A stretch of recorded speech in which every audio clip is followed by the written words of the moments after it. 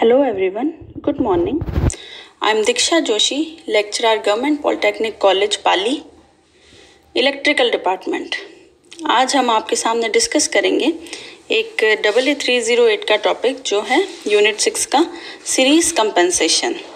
Series compensation क्या होता है, ये किस तरह का होता है, शंट कंपनसेशन क्या होता है, इसकी लोकेशन क्या होती है, किस तरीके से वोल्टेज को कंट्रोल करता है, ये हम इस वीडियो के अंदर देखेंगे। ठीक है, सीरीज कंपनसेशन का मतलब है एक सीरीज कैपेसिटर जो कि हमने इस ट्रांसमिशन लाइन के सीरीज में लगाया है, किस लिए, ताकि हम वोल्टेज को कंट्रोल कर सकें। ठीक है, फर्स्ट पॉइंट, कंपनसेशन वर्ड अपने आप में यही बता रहा है कि क्या कर रहा है, कंपनसेट कर रहा है। किस किस को कंपनसेट करेगा, ये वोल्टेज को कंपनसेट करेगा। ठीक है, फर्स्ट पॉइंट देखो इसका क्या है, it is use to correct under voltage and over voltage in system. इसका मतलब क्या है, यदि सिस्टम में वोल्टेज कम है तो ये उस वोल्टेज को बढ़ा देगा, अगर उस सिस्टम में वोल्टेज ज़्यादा है तो ये उस वोल्टेज को कम कर देगा। तो सीरीज कंपनसेशन कितनी यूज़फुल टेक्निक है ये आप देखिए, अंडर वोल्टेज के लिए भी यूज़फुल है और ओवर वोल्टेज के लिए भी यूज़फुल है। ठीक है, क्या करेगा, अगर सिस्टम के अंदर वोल्टेज कम है तो उसको वोल्टेज को बढ़ा देगा, और अगर सिस्टम के अंदर वोल्टेज ज़्यादा है तो उस वोल्टेज को कम कर देगा। ठीक है, सेकंड पॉइंट हम देखते हैं कि reactance in transmission line can be modified to reduce the voltage drop in the line. ये वाला पॉइंट हम यहाँ डिस्कस करते हैं। ठीक है, यहाँ देखो ये इसका लाइन डायग्राम है, सिंगल लाइन डायग्राम है एक सिस्टम का। यहाँ पर ये सप्लाई आ रही है, ठीक है, ये इसका सेंडिंग एंड है, ये इसका रिसीविंग एंड है, दोनों ट्रांसमिशन लाइन से कनेक्टेड है, और यहाँ से हम लोड फैच कर रहे हैं। ठीक है, VS वोल्टेज है सेंडिंग एंड का, VR वोल्टेज है रिसीविंग एंड का। इस लाइन का कुछ तो भी ड्रॉप है, that is equals to I into R plus JXL, ये इसका कुछ इंडक्टिव लॉस है। ठीक है, ये यहाँ देखो फिर कुछ इम्पिडेंस लॉस है, सॉरी। फिर अगर हम यहाँ पर सीरीज में एक कैपेसिटर कनेक्ट करते हैं जिसका इम्पिडेंस JXC है, या वो same sending end voltage VS है, रिसीविंग एंड वोल्टेज VR है, और इसका इम्पिडेंस ड्रॉप कितना हो गया, अब R प्लस JXL तो पहले से था, उसके बाद में ये कैपेसिटर लगाने से ड्रॉप और ज़्यादा कम हो गया। ठीक है, JXC पॉइंट का कम हो गया, कैपेसिटर लगाया ना हमने, है ना। अब ये देखो VS माइनस VR, यहाँ पर क्या होगा, कितना ड्रॉप हो जाएगा, I into R cos phi R plus XL sine phi R। ठीक है, इसको हमने इस कॉस और साइन के टर्म्स में लिखा है, वरना IR प्लस X भी लिख सकते थे। ठीक है, अब कैपेसिटर का देखते हैं हमने क्या किया है, VS माइनस VR अगर हम यहाँ पर ड्रॉप देखते हैं तो ये क्या हो जाएगा, IR cos phi R plus XL minus XC sine phi R। ठीक है, दोनों के बीच में अब हम कैलकुलेट कर रहे हैं, एनालाइज कर रहे हैं कि यहाँ पर ड्रॉप कितना आता है और कैपेसिटर लगाने के बाद ड्रॉप कितना आता है। तो हम यहाँ पर देख रहे हैं कि ड्रॉप यहाँ पर कम हो रहा है, कैपेसिटर लगाने से ड्रॉप कम हो रहा है, मतलब सेंडिंग और रिसीविंग एंड के बीच में जितना गैप था वो कम हो रहा है। समझ रहे हैं आप, कम हो रहा है वोल्टेज ड्रॉप। ठीक है, तो ये ज़्यादा फायदेमंद बेनिफिशियल टेक्निक हो गई। तो हम वोल्टेज ड्रॉप को कम करने के लिए सीरीज कैपेसिटर लगाते हैं लाइन के अंदर।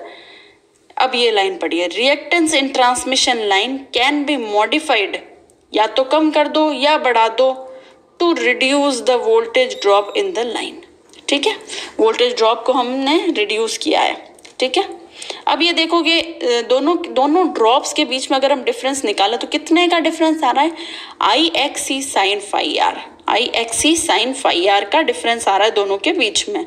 ठीक है, मतलब इसमें इतना ड्रॉप कम हो रहा है इसके कंपैरिजन में। ठीक है,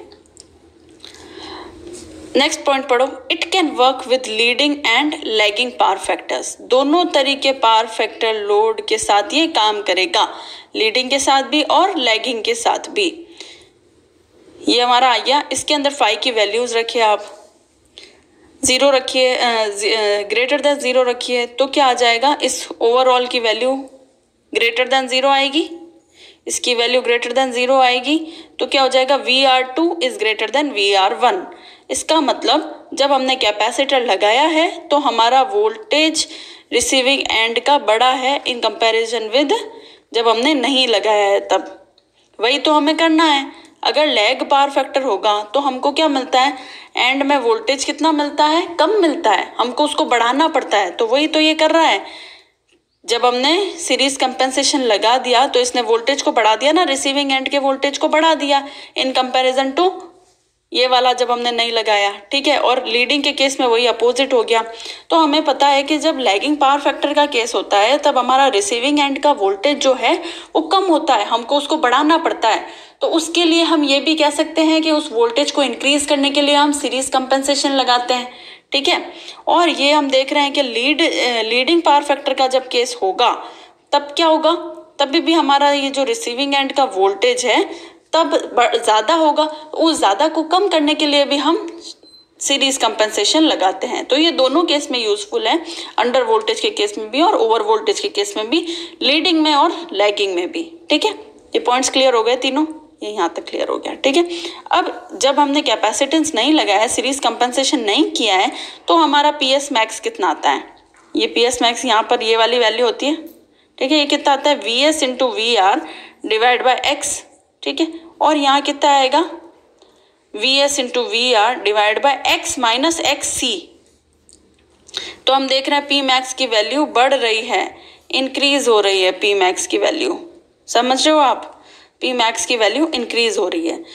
तो हमारा मैक्सिमम पावर ट्रांसफर हो रहा है, इसका मतलब, ठीक है।